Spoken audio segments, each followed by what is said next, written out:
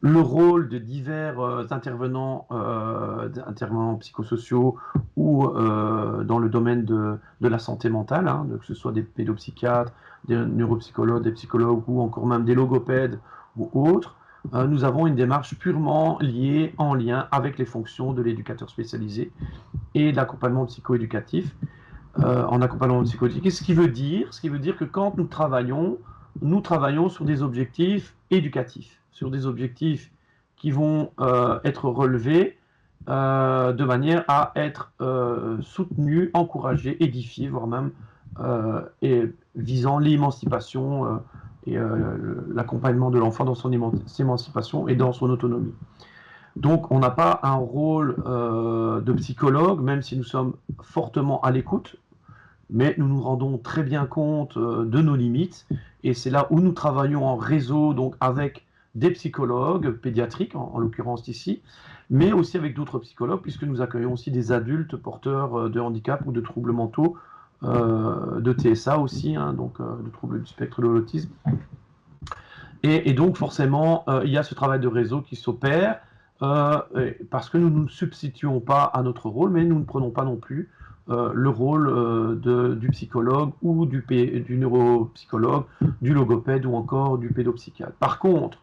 grâce à ces observations, nous avons la possibilité, à un moment donné, de discuter avec le parent de l'importance d'être suivi de manière unilatérale avec des spécialistes comme par exemple la psychologue en l'occurrence ici, que je cite, ou voir une logopède si ça concerne directement l'enfant, voire même le parent. Hein. Donc on a parfois des parents qui sont en situation compliquée, des situations de couple difficiles. Donc là, on va réorienter bien sûr vers un psychologue ou un thérapeute de couple qui va permettre justement d'apaiser peut-être la dimension anxiogène que l'on peut relever chez les parents lorsque ceux-ci sont en situation de conflit, par exemple. Hein, ce qui a un impact direct, d'ailleurs, on en parlera tout à l'heure, sur le comportement des enfants. Donc on va réorienter les parents vers ce psychologue. De même, si nous observons si nous observons des difficultés d'ordre psychologique ou des causes plutôt psychologiques chez l'enfant, bien sûr, on va réorienter vers le psychologue, voire même parfois, si nous observons des pathologies, en tout cas des signes pathologiques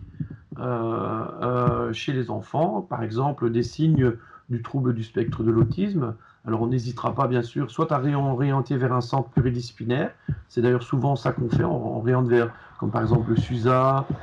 ou d'autres services, plutôt sur la région bruxelloise.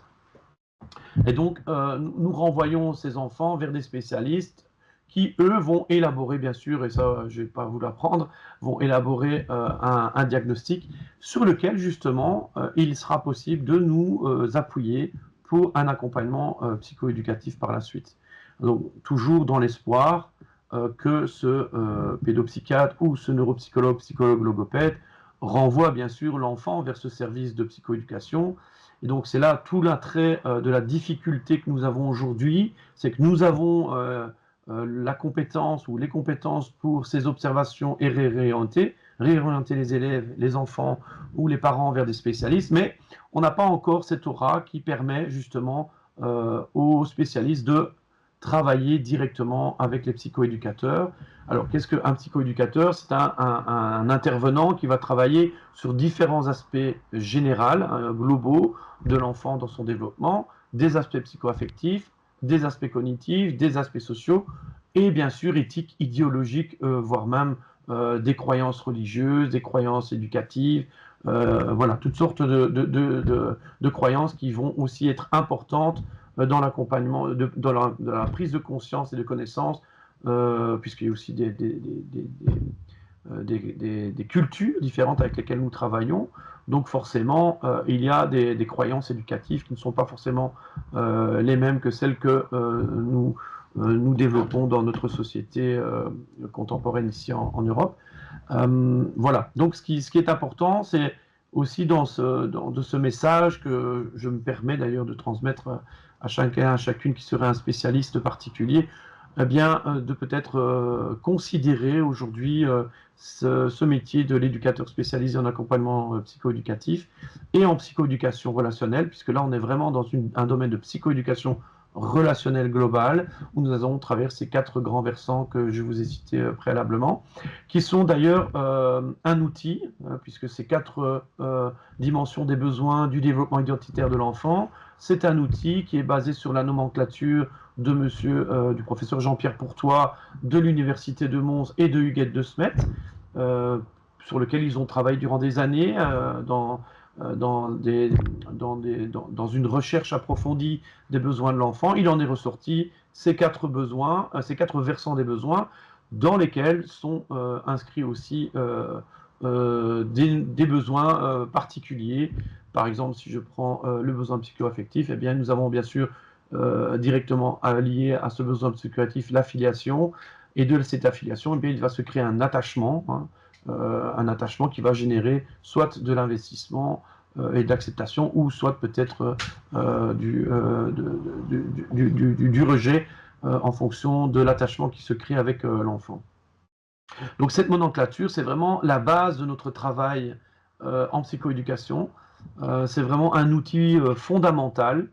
pionnier dans la création d'ailleurs de notre centre, qui sert vraiment de vision globale des besoins de l'enfant